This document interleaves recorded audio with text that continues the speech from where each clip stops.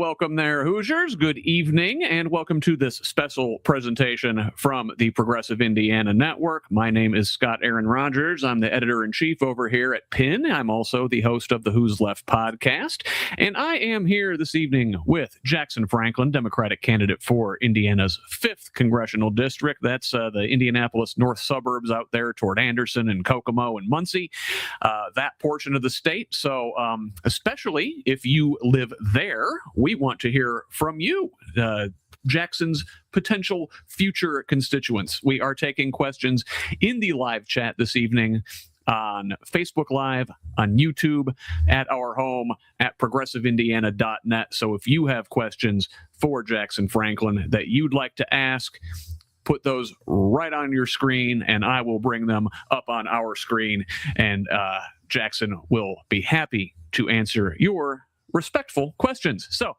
before we get going with that, while we let folks trickle in and get their questions queued up, introduce yourself to the good folks if they don't know you already. Well, first off, thank you so much for having me back on, Scott. Much appreciated.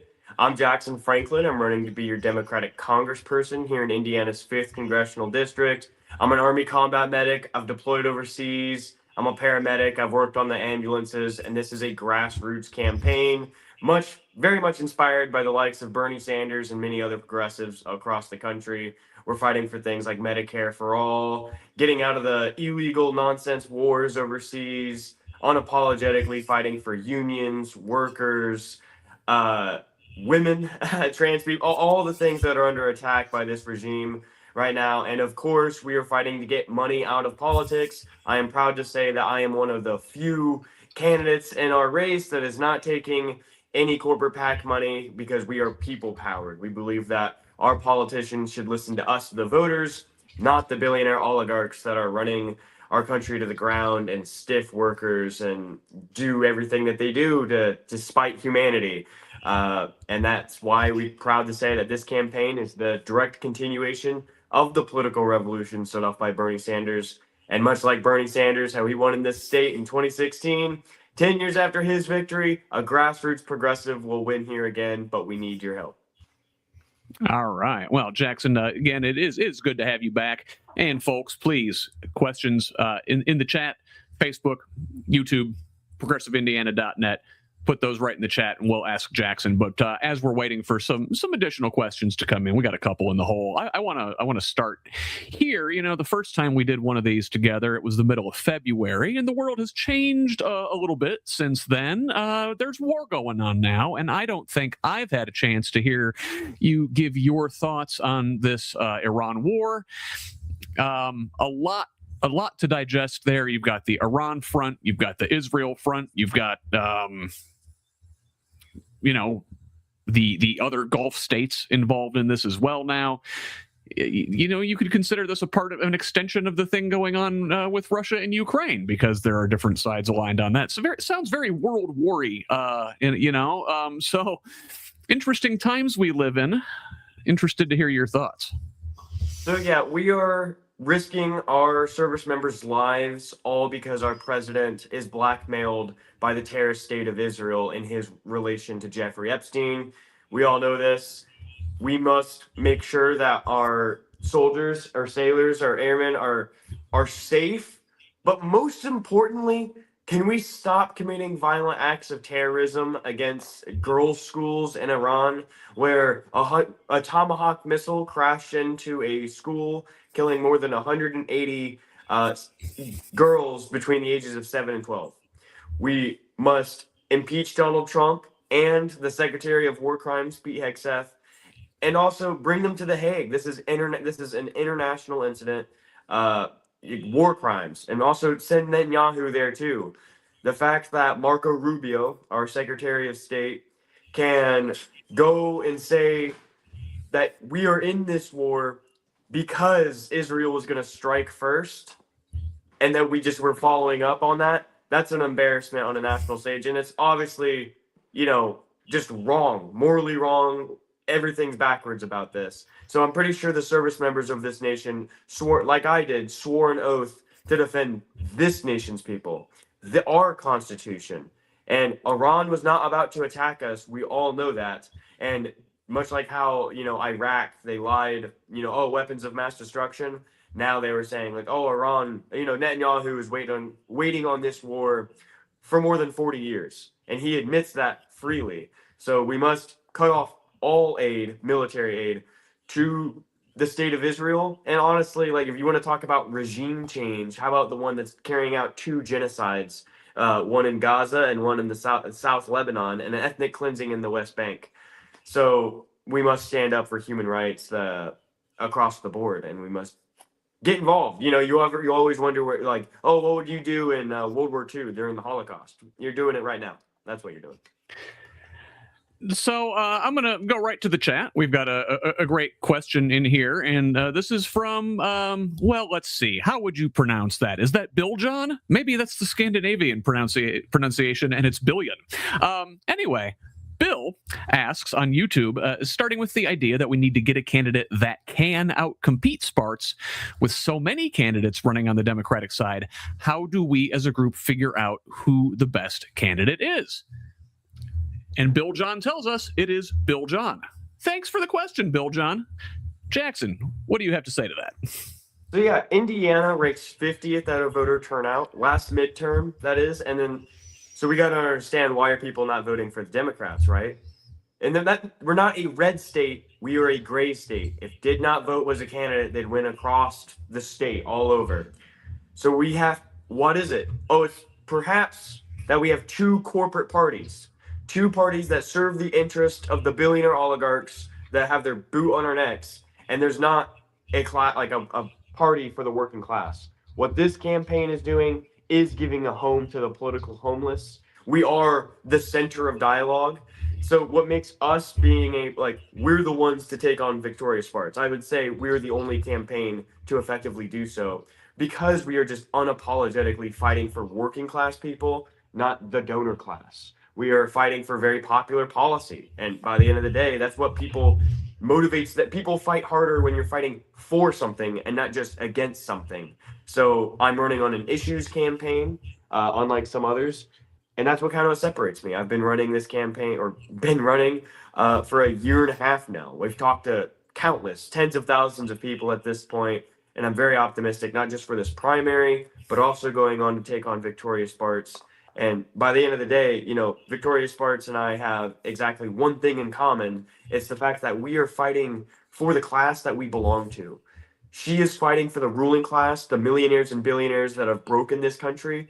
I am fighting for the working class, living wages, the, stronger unions, and many of the human rights that she has fought to take away. I am the candidate to take on Victoria Sparks, because of this populist message. A lot of people voted for Donald Trump and then voted for AOC and then Zoran Mamdani. There's a populist pipeline, and people talk about how are we going to win back Republicans. It's not being diet MAGA, selling out human rights. It's by just being a firebrand, calling truth to power. That's what they want. They voted for Trump because they know most people all across the aisle know that the system's not working for them. We need to have candidates that stand up with a spine and stand up for what's right for the sake that it is right. And that's our campaign. So one thing I do want to come back to, Jackson, and again, folks, please put questions in the chat for us on Facebook, on YouTube, and at progressiveindiana.net. That is built on top of Substack. So if you're over there, go ahead and check us out on Substack Live. Ask your questions in the chat. Jackson would love to hear from you. But while we're waiting on some more folks to, put a few questions in there, I want to come back to the war. And, you mentioned the way Israel is sort of leading us in this war, and not the other way around. And your criticism of the state of Israel is fierce, and many folks argue that criticism of the Jewish state is anti-Semitism. Now, I don't agree with that assessment, but it is not me you need to assuage. So how do you deflect, how do you deal with anti-Semitism accusations when you are such a fierce critic of the state of Israel? So there are many Jewish groups that are against the Zionism, because we got to define terms here. And what, the people, launching this war love is that people are kind of confused on terms right now. So I would say that, experts would say Zionism is just apartheid. Like, hey, you believe in a caste system, and critique of the Jewish identity, that's anti-Semitism. Critique of a government, that no, like, you're not, that's just politics. If Germany commits a genocide and I say, hey, stop doing the Holocaust, am I anti-German? No, I'm just calling out, I'm anti-genocide, right? So, and I call fair shot. I call balls and strikes. I'm against a theocracy in Israel just as much as I am against Saudi Arabia. Both places killed civilians. They're both bad. So I would want a secular democracy where human rights shine through. So it has nothing to do with attacking Jewish faith. In fact, Judaism is antithetical to Zionism, the belief of an apartheid system where one small group is like the dominant group of politics, and it's basically apartheid South Africa. So yeah, we just have to separate that in the sense of when we critique the government of Israel, that is not like critiquing all Jewish identity.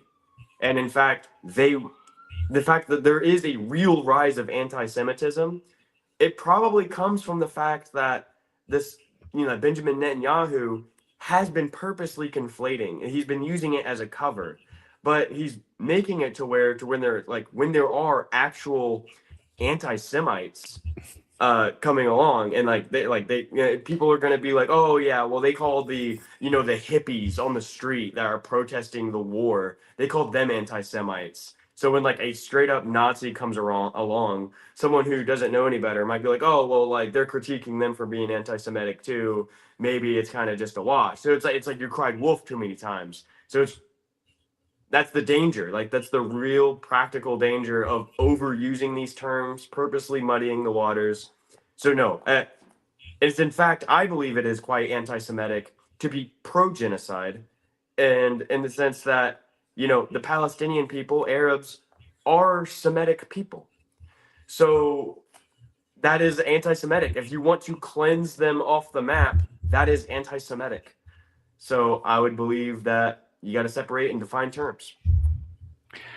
Let's go in a altogether different direction. We were talking about the war with Iran because it's current, because it's in the news right now. It's going on as we speak. Something else that happened this week was not demoralizing and makes you want to wring your hands and bury your head in your hands. There was something inspiring. We saw the Artemis 2 mission go just travel further from Earth than any manned spacecraft has before. They saw the dark side of the moon. Insert Pink Floyd reference here. But as inspiring as it was, it makes you ask, is this actually helpful? Is this a good use of limited resources? Or should we be focused on Earthlings first? What say you? I most definitely think we should further fund NASA. And like right now, our current military budget is over $1 trillion. So the thing is like, oh, like it's like that one meme where there's a huge pipe and there's like a billionaire guggling all the water, and then there's someone like who's like just trying to get a drop. And it's like that big billionaire person, that's the military budget. And like NASA is just trying to like, hey, with their tiny little budget, they're able to go to the moon. So I believe definitely we should double NASA's budget. We should cut military spending. We should maybe stop investing in killing children and starving people overseas, and maybe invest in the technologies that gave us things like GPS. The first time we went to the moon, of course. And so, yeah, I feel like it's very inspiring to all humanity. It's also how we get a lot of these advanced technologies. They come out of this sector all the time. So, yeah, we need to further invest in that. Now that money, it's just, we don't have a raising money. Well, yeah, we could raise taxes on the rich, but we spend it on things that do not help us working class people here at home. But NASA is most definitely one of those things that we must fund. The sciences, is a huge investment into our future of a species and especially as a country. Let's talk about another governmental agency that is well liked and popular, like NASA. Okay. Let's talk about the United States Postal Service. And this question I thought you were came going to say ICE as a joke. I was so ready. I was like, oh boy, here we go. All right, yeah, Postal Service. Good guy. No, Okay. and one of the good ones. Let's Genuinely good. We got this question in was submitted ahead of time through our web form by Austin down in Knox County. Austin Ray, head of the Young Democrats down there in Knox County. Now he's not in your district, but the post office. This affects all Americans. It's something I think we kind of all value and hold dear. And Austin says, as you've likely seen, the United States Postal Service is facing ongoing financial challenges that directly impact workers and service reliability. Can we count on you to protect and sustain this essential public service? Specifically, would you support legislation to ensure USPS remains fully funded and operational for all Americans? And would you be open to further reforms to address long-term financial burdens like those created by the 2006 Postal Accountability and Enhancement Act so the Postal Service can remain sustainable for future generations? Yes, 100%. Absolutely on all of that. It's a vital service. Like that keeps everything afloat. I think you have the right to send messages and mail. There's a famous song by Ken Paxton, like, hey, if the nuclear Armageddon happens tomorrow, the mail will still be sent because we must protect the USPS. But yes, of course, this is vital. Of course, we got to unionize, make sure that people are getting living wages for these jobs, protections, workman's comp, paid sick time off, like all these things, because this is such a backbone of our society. And yeah, we need to treat them as such with the dignity and respect that they deserve. It speaks to the markets. Free markets are great for certain things, right? But not for other things. And the post office specifically is needed to service those rural areas, those remote areas. If you look at like Alaska, for example, or even just, bringing it down to the lower 48, places in Wyoming, hell, there's places out here in southern Indiana that are very much like this. It is not efficient for FedEx or UPS to go out there into the sticks. And if they do, they're going to charge you an arm and a leg for it. Folks, they depend on the Postal Service. And also, it's in the Constitution. That's one thing that the Postal Service has going for it. If your constitutional conservatives want to bring the founding document up, it's right there. So, I want to go to our chat over on Substack Live at progressiveindiana.net, where Hoosier Lemon says, the median home buying age is now 40 years old. What legislation would you propose to help lower the cost of housing in the country? And would you support legislation to ban wealthy out-of-state investors and private equity from buying up residential homes and renting them out at astronomical rates? Leading question, but point well taken. Yes. Next question. No, I'm just kidding. So, yes, we need to invest. Congress needs to invest in making millions and millions of more homes, affordable homes. And also, we need to have strong tenant unions. Like, imagine you have a bad landlord above you, right? All the people, all the houses, they need to get together and be like, hey, has this guy been treating your water, your lights, every utility used? And just coming together in solidarity and like demanding better upon and also price regulated rent. I believe strongly in Zoran Mamdani, freeze the rent in New York City. That's a great policy. And just making things affordable. I mean, especially as a young person, we gave up all hope of ever owning a home thanks to the 2008 financial crisis. And I think it's time for the rich to pay their fair share in taxes to make sure that the rest of us can live on this planet too, healthfully, happily, and just pay their fair share in taxes and make sure that we can have more housing, affordable housing, and unions. Let's dig into that a little bit. And, we talk about the rich paying their fair share. you, like and I would suspect a lot of our viewers, want things like Medicare for all. We want a Green New Deal. We want free higher education. We think those are public services that we should all pool our resources together and pay for together, and that the rich should, pay their fair share. But like, what is their fair share? What number do we settle on? How do we arrive at that? What is the appropriate tax rate for income, for wealth, for corporations? How do you decide that? So I'm in favor of Bernie Sanders' proposal of, let's mention tuitional, like wiping out the tuitional debt for more than 45 million Americans. How are you going to pay for that? Well, Bernie Sanders proposes that if we have a 0.1% bond trade tax on Wall Street, the same people that crashed the financial, 2008 financial crisis, if we have a 0.1 bond trade tax, a 0.05% stock trade tax, among some other things, that would be enough within 1 year to completely wipe out all tuitional debt for all more than 45 million Americans. And every subsequent year, that money can go into making sure that we have completely public, funded public colleges and trade schools. I feel like education is a human right, as well as, this is another hot take here. You could either have school meals for our children, or you can have billionaires. You can have a clean environment in which, the government is taking care of you and, there's not as pollutants, dumping across the rivers, or you can have billionaires. You can have good roads. You can have good schools. You can have a healthcare system that where no one dies. Right now, 120,000 Americans die every year due to lack of health insurance. You can have a brighter vision for the future, or we can have billionaires. So the choice, to me, the problem with this grotesque capitalism is that eventually the working class runs out of money. This is trickle up economics, where all the money is getting siphoned to that top 1%, which that group, the top 1%, have more money than the bottom 93% of income earners combined.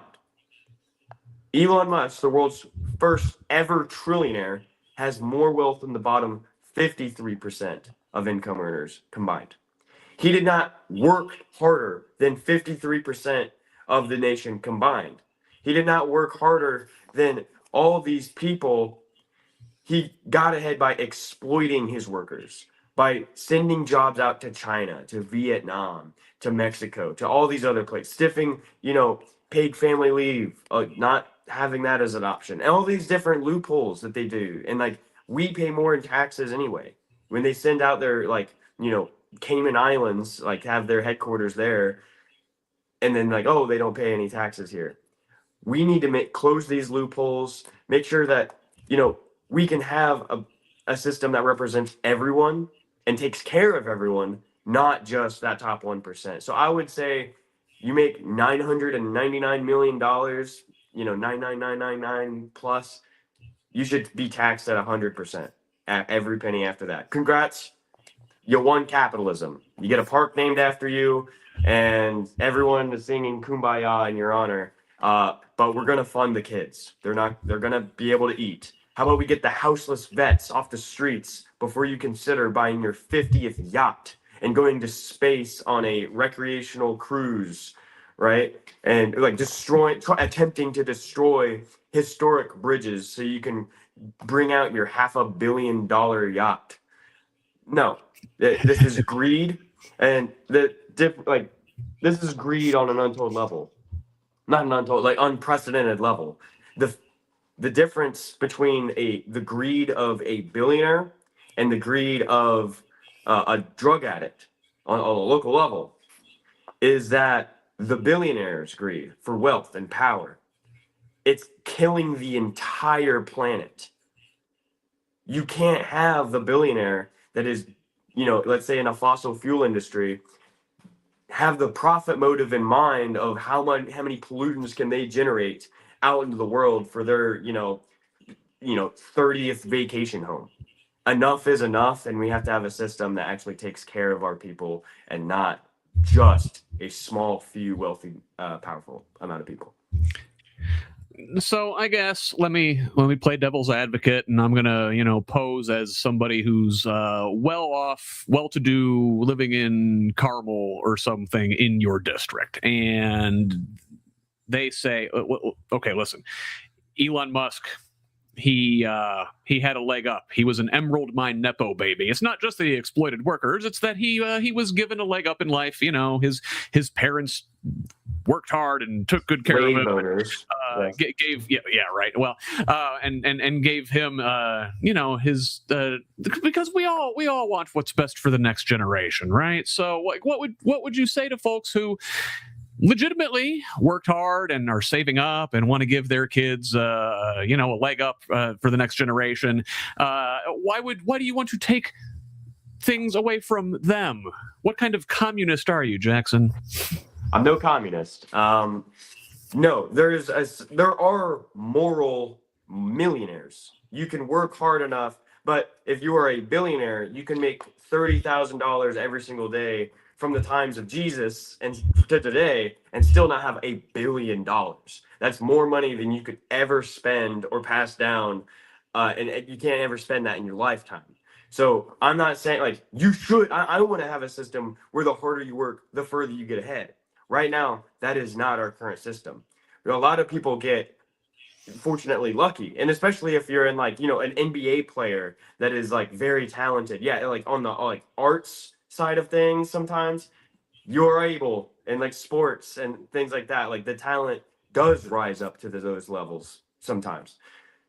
On other sectors, you're like a steel worker, you're a UAW worker, you're a just a retail worker. The harder you work, more times than not, out in society, you do not get that work back to you. You do not reap what you sow. You have your excess labor stolen from you. Like you put out all this work into the community, and then you have a boss that steals all the profits. And then it gives you just enough to live to come back to work and enough to shut up so you don't ask, why is he taking half your paycheck? Yeah. Let me take a quick break here and ask for folks again, if you're watching on Facebook Live, on YouTube, or on Substack Live at progressiveindiana.net, we would love to hear some questions for you for our candidate here tonight, Jackson Franklin. He wants to talk to you. He doesn't want to talk to me. But in the meantime, you got to continue talking to me. And listen, I sort of poke fun at Carmel. It seems to be a pastime here in Indiana. There's basketball, there's corn, and then there's making fun of people that live in Carmel, and a little bit of sour grapes, I'm sure. That's from someone who lives in Muncie. If you guys have seen Parks and Rec, Eagletown is basically Carmel, right? So I can relate. It's a national treasure. It's listen, I'm a fan of a good roundabout. I love a good roundabout. They should have more of them in other places. But walkable cities. I guess I wanna come to that though, because listen, that is the district that you're looking to represent here includes affluent communities like Carmel, like Fishers and Noblesville, but also includes towns that have maybe gotten the raw end of the deal, from globalization, the Rust Belt, as it were. You look at like Kokomo or Anderson or Muncie to an extent. What does the district look like from the other side of that divide out in Muncie? So as far as what does it look like on our side, like our jobs were taken away? Yeah, just speak to the folks who are better off and maybe don't get where you're coming from, maybe don't get where the populist anger comes from. So yeah, Muncie, in fact, of all places, used to be called Middletown, America.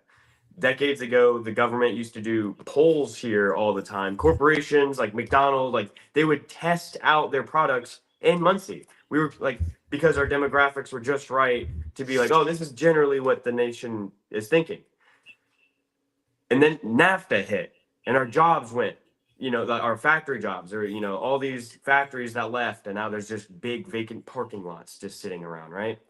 So this was a thriving community, and then we saw that the people in charge, what we perceive to be the elites, took our jobs and put them in other places.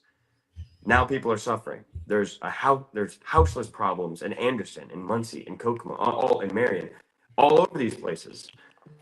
We are just asking for our government to have our back, and it's, as some people have said, that if this was a baseball game, you're the people are the batter, and then sometimes the pitchers, like these corporations that are just throwing stuff at us. The government in this metaphor is supposed to be the umpire, calls balls and strikes. Like, hey, that's out of regulations. Let's play fair. Let's make sure that things are not, hurting the people too much. You're not allowed to fire the ball out of a cannon, guys. Come on. But when the pitcher bribes the ump and says, no, actually, that was a perfect strike, even though, it was way off sides, that's not a fair game. Who would want to play that game, right? So all we are asking is for a fair chance for working people, and not just, roll over when the billionaires throw money at our politicians. We want politicians that stand up with a spine. And on the point of this divide between, Muncie, Anderson, Kokomo, Marion, Tipton, and then more places in Hamilton County, I would actually say, retort it a little bit. We are all feeling the same kind of pain in a lot of sense. And I use the expression, if Elon Musk were to walk in, into this Zoom call, right? We're both working class people. This would be the most wealthy Zoom call anywhere on the planet, right? But doesn't mean that we're not working class. The overwhelming majority of this Zoom call would be working class people. And I feel Hamilton County is the same way, whereas most people are worried about their health care. They're worried about ICE deporting their friends. They're worried about the war, sending their children to go die. There are wealthy people, like the people who work down in Indy and they live up in Carmel, as you mentioned. It doesn't mean that 99% of that area, it's a wealthy, they pay taxes, they got the roundabouts. We made sure of that.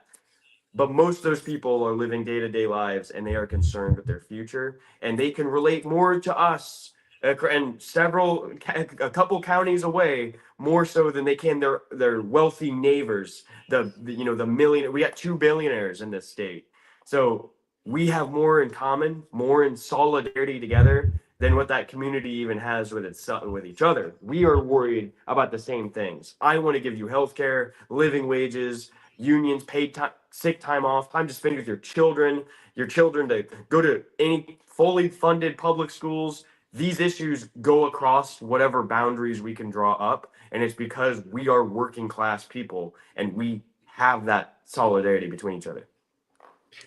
And the richest person in Indiana is still a lot closer to being homeless than they are to being Elon Musk, by orders of magnitude.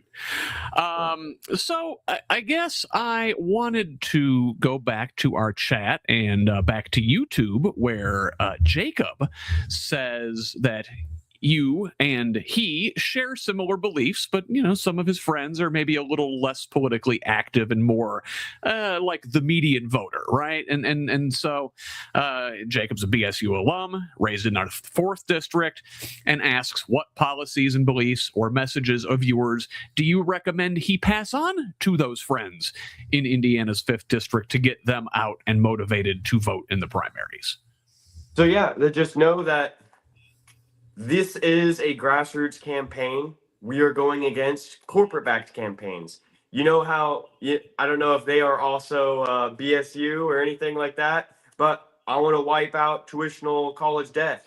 People in our generation, our whole public education system experience was that of hiding in school shooter drills. I want to have gun reform, common sense gun reform, Medicare for all, ending the genocide in Gaza, get money out of politics. I'm Bernie Sanders, basically, or AOC in Indiana, but pick your favorite, but I'm better, of course.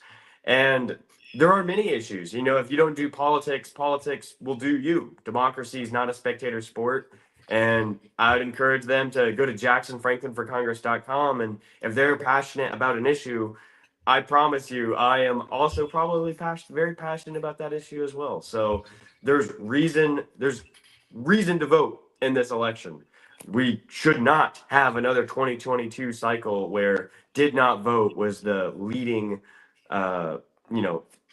position on the ballot. Basically, if it was a candidate, we need to get people out there and energized to vote, and that's what this campaign is doing. So I guess I want to come back and ask you about the Rust Belt and about Anderson and Kokomo and Tipton and Marion and towns like that. And, in many ways, the solution being offered to towns like this, if you look at the state level here,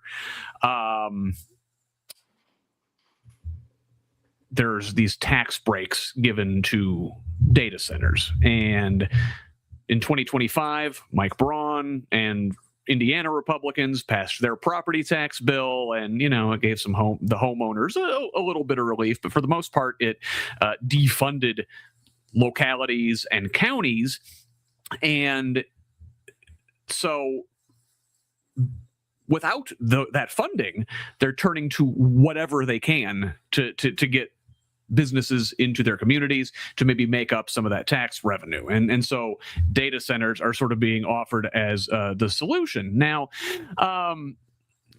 I know you're a big fan of Senator Sanders. It comes through, and I know Bernie, for one, is suggesting a nationwide moratorium on the construction of data centers. But also, you mentioned you're a big fan of labor and organized labor and unions.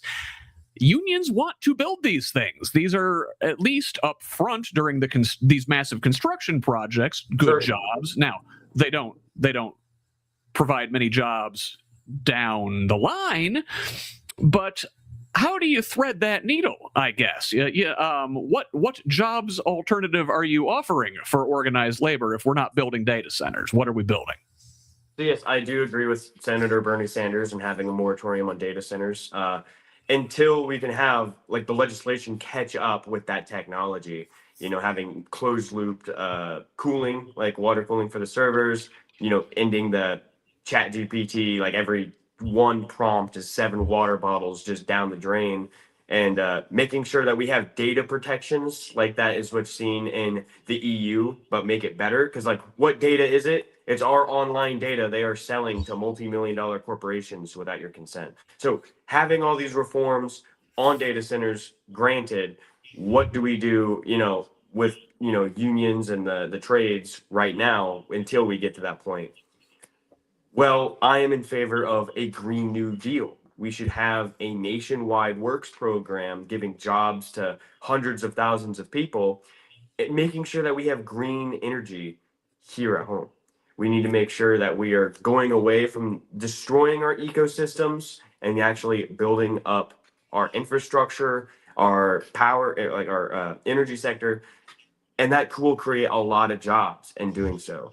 So why is China getting ahead on these things? Why, they're making technologies and then they're going out across the country and in a matter of 10, 15 years, they now have high-speed rail across everywhere.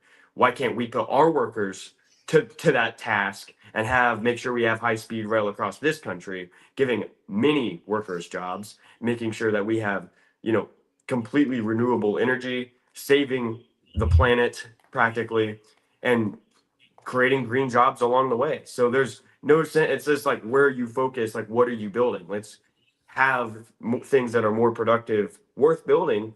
And data centers have all these protections, take care, nip it in the butt, with the problems. And then we can, work with unions on giving them, a better contracts, expanding union rights, everyone having a right to the union, the PRO Act, and just making sure, environmental justice, union justice, all wrapped up into one. It sounds like labor is basically in the same position that a lot of our communities are here. It's like, well, we're fighting for scraps, and the data center is kind of like the only thing you got. We could actually be building things that serve whole communities and serve us in a more holistic way. My God. High-speed rail, I'm all about it. Listen, I'm still a 4-year-old at heart. I love trains. We can fly to the dark side of the moon, but we can't get from Washington to New York at more than 60 miles an hour. That's insanity. How about instead of investing in bombs to destroy schools and hospitals overseas, we actually use that money to invest in building them over here at home? That's even more construction. Like there's so many ways to skin that animal. Like we could have all these things all in one, but the current regime does not want to do it because they are super serving the certain set of billionaires that have bankrolled their campaigns. Well, okay. So yeah, about billionaires bankrolling campaigns, that is obviously a problem on the Republican side, but it is often a problem on the Democratic side too. One of the Democrats who the billionaire class seems to love is the current Senate Minority Leader, House Minority Leader, and the man in line to be Speaker should Democrats retake the House in November, and that's Hakeem Jeffries. So if Jackson Franklin here wins this race in Indiana and Democrats take the House back, is Hakeem Jeffries the right leader for you? No, absolutely not ever. He will never have my vote. He's burned that trust. He's taken so much money. Well, he's just a coward. He, Ro Khanna out of Congress, out of California, and Thomas Massie, the same duo that brought us what we have on the Epstein files. Right before we struck Iran, that same duo brought up a resolution to make sure that we do not attack Iran. Make sure that the president gets approval from Congress. And he was like, but right before Trump attacked Iran, Hakeem Jeffries and Chuck Schumer buried that bill. They let it die in committee. They did not want to propose because secretly, guess what? They agree with this war. So if you agree with an offensive strike on a nation that did not attack us, putting my friends and the civilians over there, most of all, in danger, then you are not worthy of the position that you hold. I think they should resign from Congress, like right now, immediately, and have a special election. I think if you take money from AIPAC, you should not be a Democrat. If you take corporate PAC money from anyone, you should not be a Democrat. If you support genocide, you should not be a Democrat. If you don't support Medicare for all, you don't think healthcare is a human right, you should be kicked out of the party. So among all these things, yeah, it's like fail. Like I feel like there's a lot of things that the Democratic Party should be doing and stepping in and saying like, hey, if you want that D next to your name, you're going to have to not be a Nazi or at least not a fascist collaborator. So, you wouldn't allow a literal armband wearing Nazi into the Democratic Party. There is a line. Where do we draw that line? All right. Well, if he supports that Holocaust, what's you're always supporting one more Holocaust than I do, which is 0. Then for me to say like, all right, you're not my friend. You get out of here. Like, scrank. Yeah, I don't want you. So yeah, we need to make sure. I would be in favor of like either Ro Khanna. He's proven his leadership in these years. AOC's been great. I think I'm leaning one of those two. I mean, I'm also a big fan of Ilhan, Rashida Tlaib, Maxwell Frost. Like all those people have been really great. But I think those two are the front runners in my head of who I want to be Speaker of the House when we take back Congress.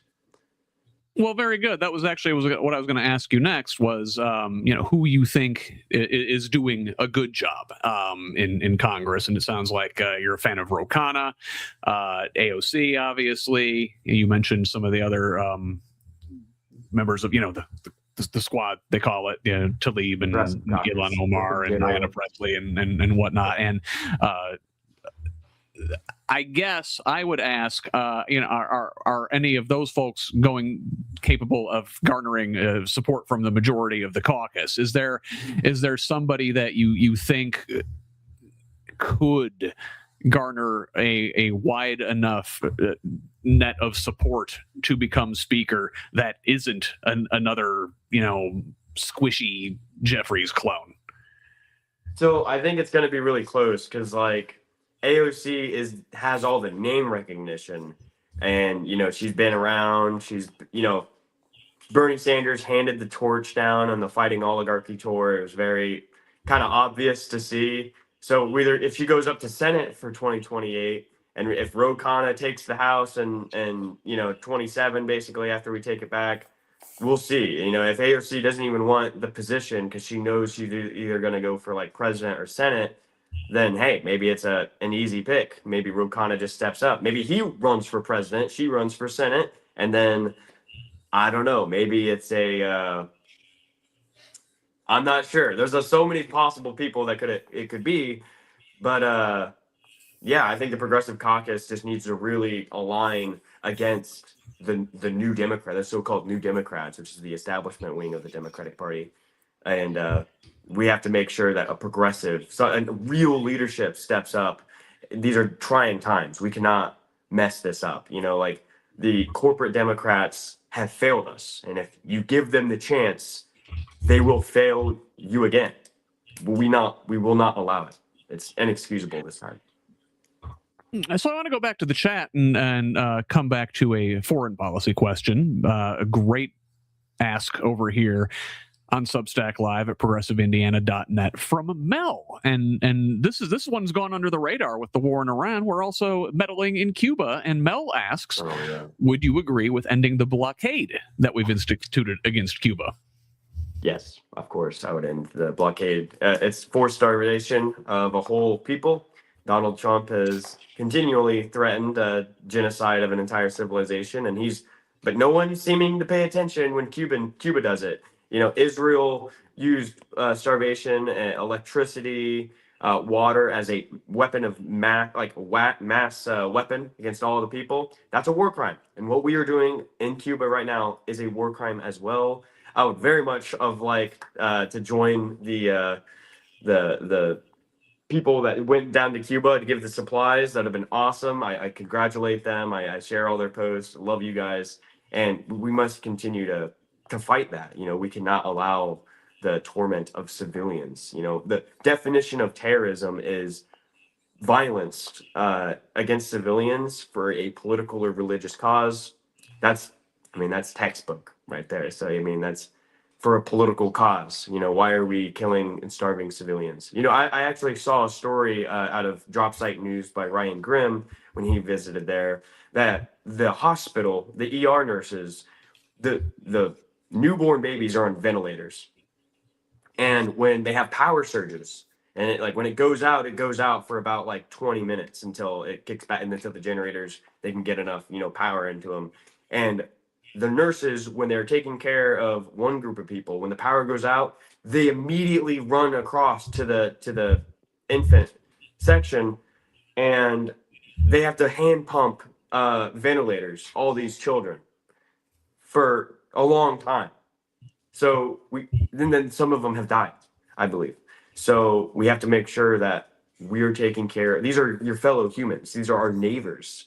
We're supposed to be a nation among nations, not a nation above nations. We have to treat it. We have to completely end the embargo on Cuba. Actually, pay them back, to pay for the damages. That's just what's right. Germany had to pay for those damages after World War II, and this is, in a sense, it's on a smaller scale. It's Cuba. We have a lot more countries to get to as well, outside Cuba. But it's just what's right. We're killing and starving people. We have to pay. That's on us. That blood is on our hands. So we have to make it right. And yes, free Cuba, free Venezuela too. We're also still. You probably have better luck naming countries in the Western Hemisphere that our country has not interfered in, honestly.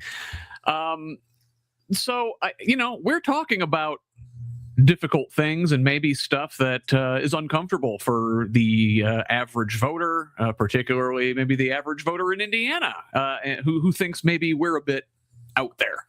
So what do you say to folks who maybe agree with a lot of the stuff we're saying, but they think, well, maybe some of the other stuff, it's a little radical. I'm not sure he can win. What do you tell them? We haven't been winning for the last 20 years. I am just what the Democratic Party, like what the base it actually is. I support Medicare for all. All right, 70% of the nation wants Medicare for all. So I think, and not just Democrats. Yeah. Say what? Oh, and not just Democrats. That's not just Democrats. Like that's Republicans, Independents, Democrats, like the whole nation all pulled together. 70% wants Medicare for all. So that does not make me so like I agree that I perhaps sometimes give like the vibes of like this some like crazy leftist person like out there. But what I'm calling for is really just like down the mainstream plate. Like it's really just like underhand. Like this is just what everyone is talking about right now. I talk about legalizing cannabis, and here in Indiana, it's 87% approval rating. So it's like this is not crazy idea. Like this, it's populist. This is what the working class want. So try not to be, fooled by the mainstream propaganda of like, oh, well, Eli Lilly dropped an ad and they said that, this person's crazy, for wanting to legalize cannabis, their competition. So we are going to win because we go to the people. We are not going to win when we're like walking this weird tightrope between, sanitizing your message to please large corporations and then just being popular enough with the people to maybe do what you can. No, our kind of campaign, grassroots style, it goes full send to where the people are. And all of everything we've said is extremely popular. There's nothing that's like way out there lefty. I agree, like in big politics, yes, you're going to see this on the left, but that's just because the left is just populist. We are the lane for working class people, to see change out of. You're not going to see if the competition is who's going to sell out more to the billionaires, the Republicans are going to win that fight every single time. So why even try to beat them in their game? When you find yourself in a hole, the first thing you should do is quit digging. So I think after the last 20 years of having diet Republican Democrats that take corporate PAC money and then our voter turnout is abysmal, how about we actually try doing this thing in democracy called, what is it?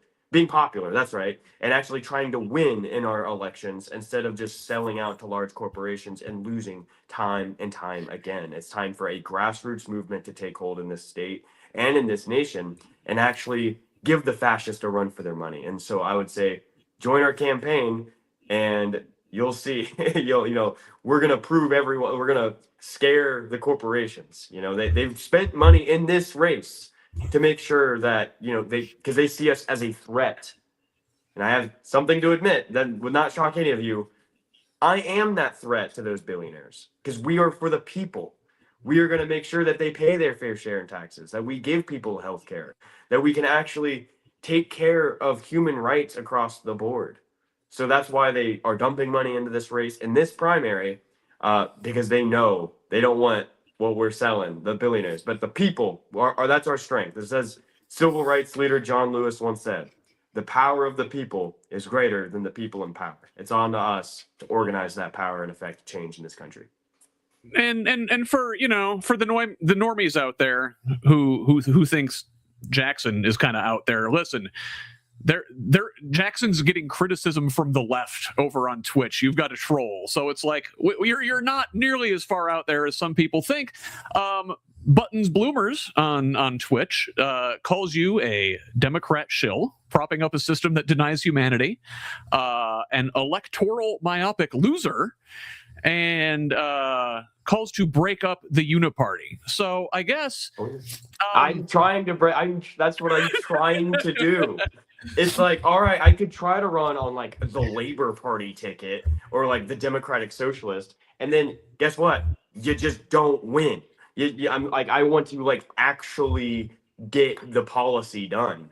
Like I want ranked choice voting. I want you to get your own party, my friend, and I want you to yell at me from that big coalition you made, and then I'll be in whatever party I'm in, And then guess what? On actual policy, like you can say that, but if we both agree with Medicare for all, like, hey, I look forward to working with you. But until we get out of this two-party system, that hence why I am running as a Democrat. I'm dragging the party back to the center because we have two right-wing party. Well, we have a far right-wing party and a right-wing party, and I'm trying to drag it back to common sense. So yes, I am. I'll take all those bullets. I'll be proud. I'm proud of that. Like, hey, it is what it is. But I know what my mission is. My mission is to make sure we get to a level where we can have more parties, and the only way you can do that is by, I guess some people say the word hijacking one of the parties, kicking out the corporate influence, and making sure that the people are in Congress and not just the billionaire pedophiles. Only got a couple minutes here left tonight, Jackson, and I guess with that, I want to ask you are the bold truth teller in this race, right? You maybe say the things that other folks are afraid to say. What is the thing that Indiana's 5th district needs to hear that no one else is talking about? Well, see, there's so many things. That's I will say I've been leading the charge on a great many things. It's just all so rounded. Like, I've been leading the charge on calling what Israel's doing a genocide in this district. And now, a lot of people are coming around. Like, compare when people first got into this race to now, they're sounding like a bunch of mini me's. Like, it's like Austin Powers, you know what I mean? So I'm glad that I've affected that change in my fellow candidates. But I just see it how it is. If you want a actual fighter in Congress that is very knowledgeable, I would say, on policy, then this is the campaign for you. Money in politics is evil. There are candidates in this race that's taking a lot of money from corporate PACs.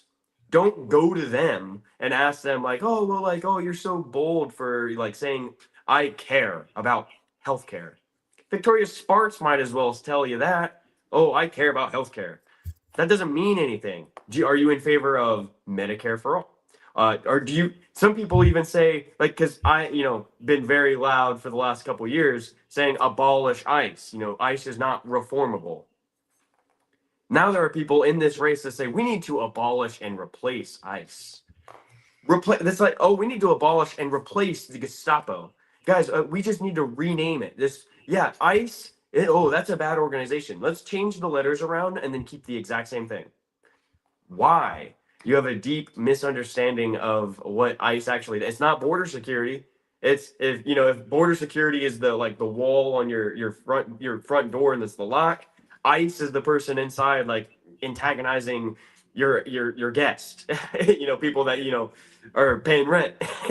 So ICE is not needed. We need to make sure we abolish it. But yeah, that's a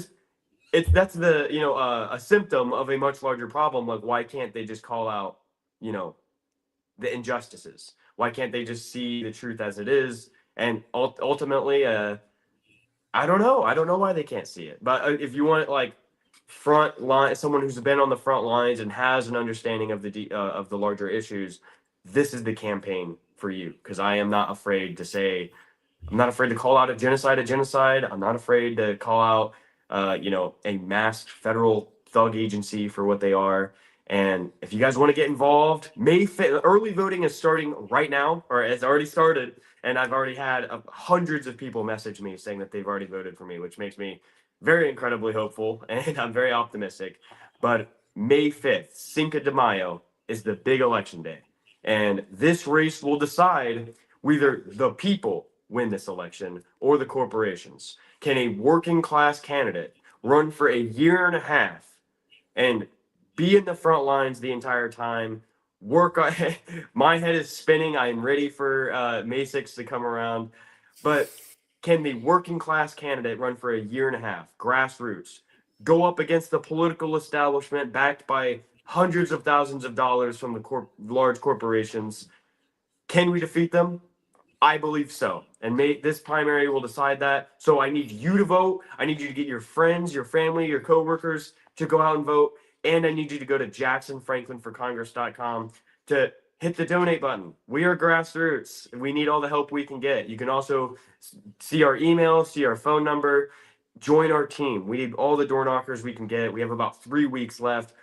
Like, if you want Medicare for all, if you want to get out of the wars, if you want to abolish ICE, if you want universal school meals, paid sick time off, all these great policies, then join our campaign. Donate, volunteer, spread the word, and vote. Vote like your life depends on it, because it does. Other lives depend on this very primary. This is seen as the one swing district of the state. The fact that we can take down Victoria Sparks and impeach Donald Trump relies on what we do here today. So I need your help. We need to make sure, who can tell the difference between a blue bomb and a red bomb falling on Gaza? Not the dead children in Gaza. We need to make sure that we have a anti-genocide voice in Congress. Not a and that's decided in this primary. So I need your help. Glad you finished right there, because you're starting to cut out. So good. We didn't miss a whole heck of a lot. You got a little fuzzy there at the end. So I'm glad we made it through relatively unscathed. Jackson Franklin, folks, thank you so much for joining me tonight. I really appreciate it. Doing another one of these next Sunday, same time. Neighboring district, Indiana's massive 4th, back at 7 p.m. next Sunday with John Whetstone. If you are in the 4th or just a political junkie in the state of Indiana, join us then. Until next time, I'm Scott Aaron Rogers. Love each other, Indiana.